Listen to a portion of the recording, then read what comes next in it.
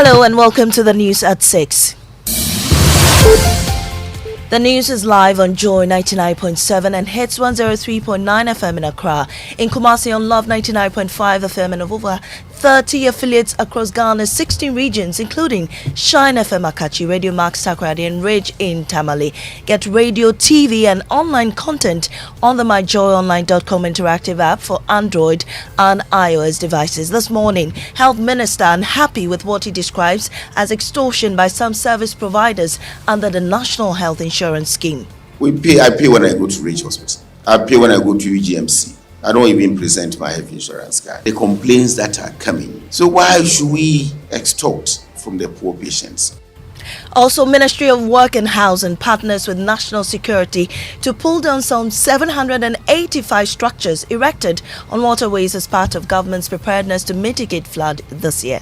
Identified 785 buildings in waterways which need to be demolished by the Assembly. Daryl, what's in business? Well, coming up in business, we'll hear from a former Deputy UN Secretary General pushing for decent debt restructuring for Ghana as creditors prepare to announce financing assurance soon. Details on the Joy Business Report. The Chamber of Automobile Dealership Ghana is calling for the suspension of Yoko's order, recalling more than 95 vehicles reportedly stolen. A cartel way from Canada that they are using that cartel system to take advantage of ordinary businessmen. I plead that that exercise should be suspended. Details as Yoko warns persons in possession of such vehicles to surrender it. I am Maame Esi Thompson. Thanks for choosing us. Now our first story. Health Minister Kwekwagyema Menu is unhappy with what he describes as extortion by some service providers under the National Health Insurance Scheme. He says poor subscribers expected to be benefiting from the scheme are rather being forced to pay out of pocket. Ohim Interior of our health desk has the rest of the story.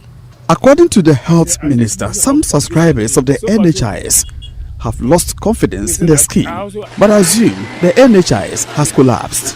Mr. Jimemenu says he has come across situations where NHIS beneficiaries are forced to cough 1,000 Ghana cedis for a cesarean service covered by the scheme. From the end user point of view, it looks like health insurance is not working in our country at the moment. I'm a patient and I know what it is. And I interact with a lot of people, not only my constituency, not only my region, but elsewhere. And the complaints that are coming about how those who are subscribed to health insurance are treated in almost all our facilities. To the extent that even CS, some are paying more than 1,000 cedis from their pockets when that is on the health insurance benefit package list. So why should I use that harsh word, extort from the poor patients? The Health Minister, who spoke at the Ghana Health Service Senior Managers Meeting for 2023, also spoke against the high cost of medical implants and other logistics. And that was Ohime Interior's report. Now, the Ministry of Works and Housing has announced a partnership with the National Security to pull down all structures erected on waterways. The move is part of government's measures to mitigate the severity of floods in Accra. This was announced by the Sector Minister Francis Asenso-Boakye at a press briefing in Accra on Tuesday. The following report has more.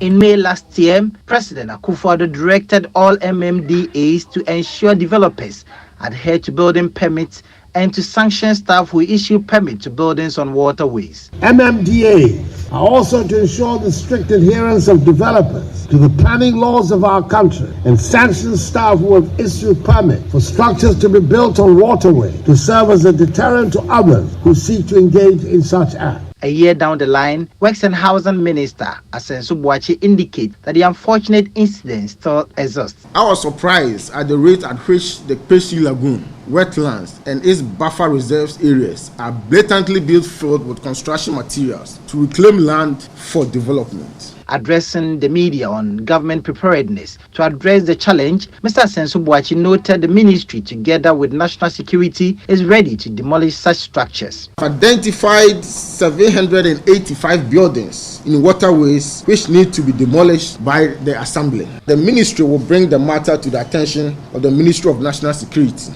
so additional support could be provided to them. in their effort. The minister also provided an update on all ongoing drain projects in Accra. To date, 370 desilting projects representing 96% have been completed, and 84 drainage channel construction projects representing 42% have been completed. He has therefore cautioned residents against the indiscriminate disposal of waste, especially in these times. Citizens have to be more circumspect in managing household solid waste and desist from using our drainage channels as rubbish dumps.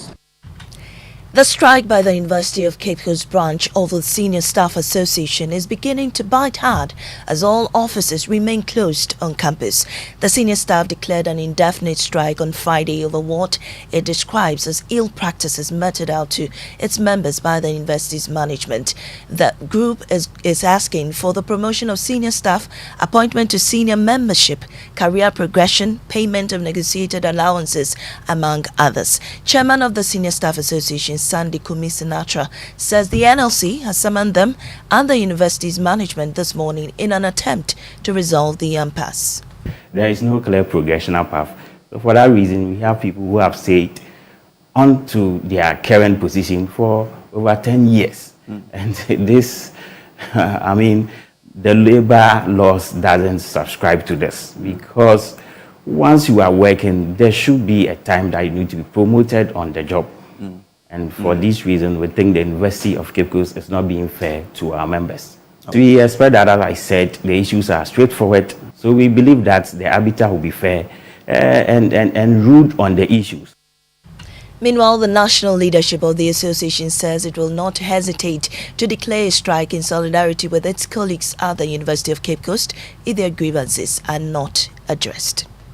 The Chamber of Automobile Dealership Ghana is calling for the immediate suspension of the Economic and Organized Crime Office's order to recall over 95 allegedly stolen vehicles as it raises concerns of a possible cartel at play.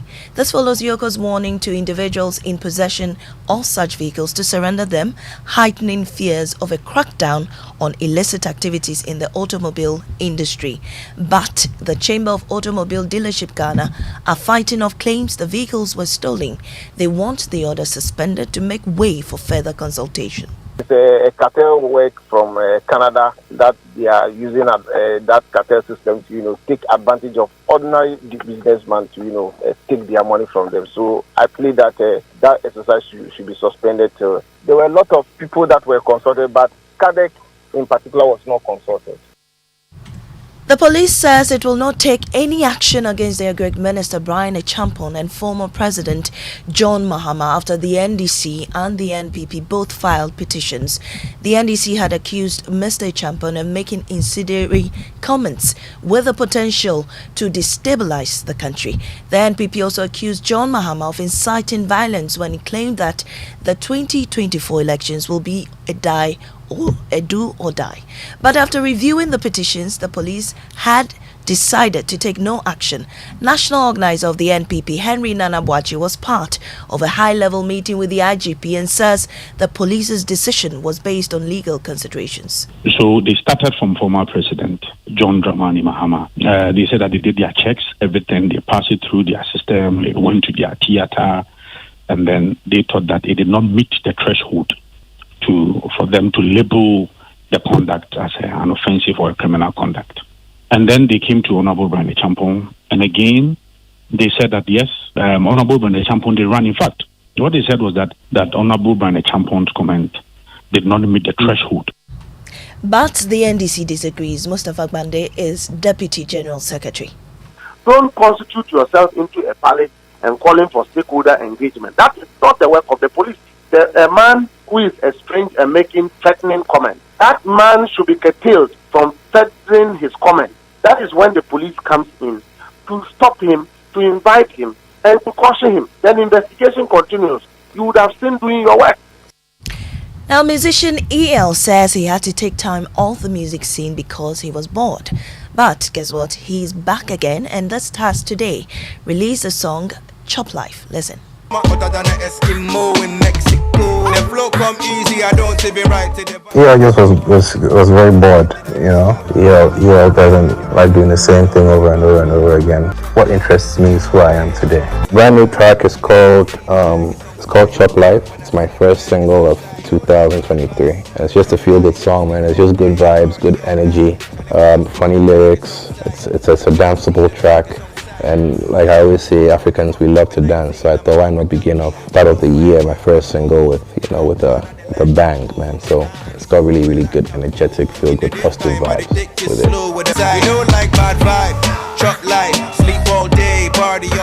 Musician EL's latest Chop Life ending this morning's bulletin. In our top story, Health Minister Kweku Agyeman unhappy with what he describes as extortion by some service providers under the National Health Insurance Scheme. I am Maame Esi Thompson. Business is up next on the Super Morning Show.